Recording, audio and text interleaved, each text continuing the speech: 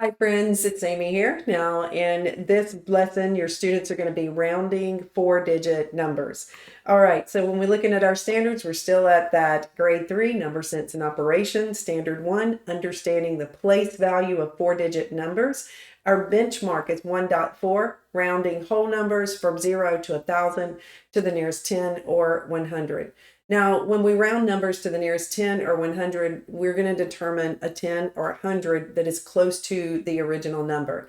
Now, chances are you probably learned it using place value, where you look at the digit that you're rounding to and you look at the number to the right. That is certainly one way we can do this. But a very, very powerful way is using the number line, because then students can visually see which number it's closer to. So like if we have the number 347, if we're thinking about rounding to the nearest 10, which two numbers would it lie in between?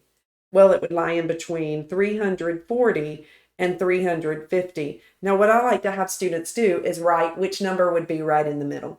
The number exactly in the middle would be 345. Then where does 347 lie in relation to 345? Well, it's over to the right here, 347. So which number is it closer to? It's closer to 350. So 347 rounded to the nearest 10, it's going to round up to 350. So now what if we're rounding to the nearest, that's supposed to be 100?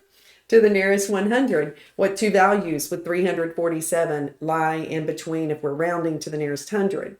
Well, now it's going to lie in between 300 and 400. Again, what number is in the middle? Well, 350 is in the middle. Where does 347 lie in relation to 350? Well, it's going to be just to the left, isn't it? So now we round down because it's closer to 300. So I really think that number line is such a powerful way to help students visually grasp this rounding process. Now, sometimes in math, we just have rules. What do we do if the number's exactly in the middle? If it's exactly in the middle, it's the same distance from both of those boundaries. So this is where we just have one of those rules that we always, of course, round up.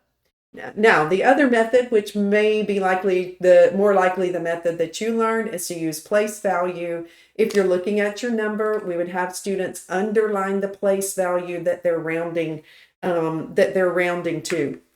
Let me pause right here and say that I've got very explicit directions written here. It's so important to have students explore. Instead of just giving these directions, I might put the number up and say, well, what do you think? How could we just look at the number? So I also know that for some of our students with disabilities, it is very helpful to have those explicit instructions. So I would use a combination of letting your students explore, but also having these explicit directions available to students as well. So if we're going to round 347 to the nearest 10, we would underline that place value. So my tens place is the 4. I just look at the number to the right.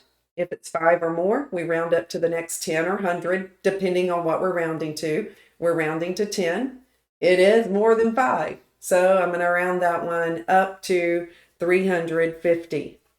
And then if we're rounding it to the nearest 100, same thing, write the number down, underline the place value that we are rounding to.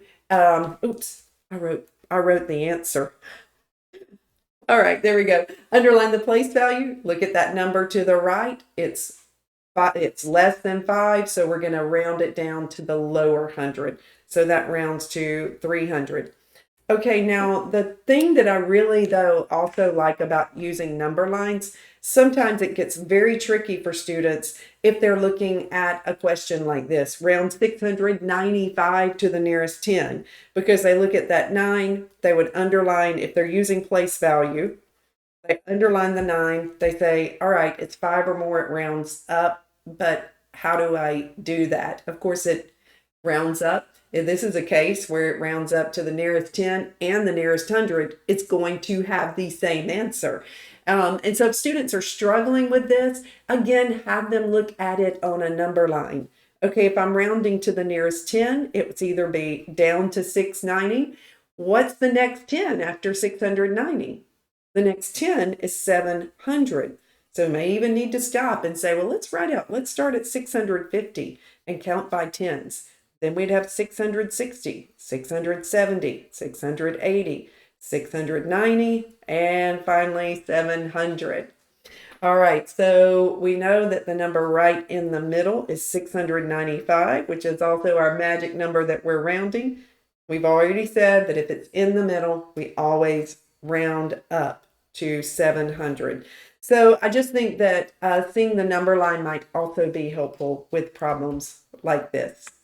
All right, I appreciate you joining. There's more in-depth problems worked out on the teacher video, on the parent video, and even more on the student video. So if you ever want an extra look at diving into some of the other problems, you can always check out those other videos. All right, thanks for joining. We'll see you in the next lesson.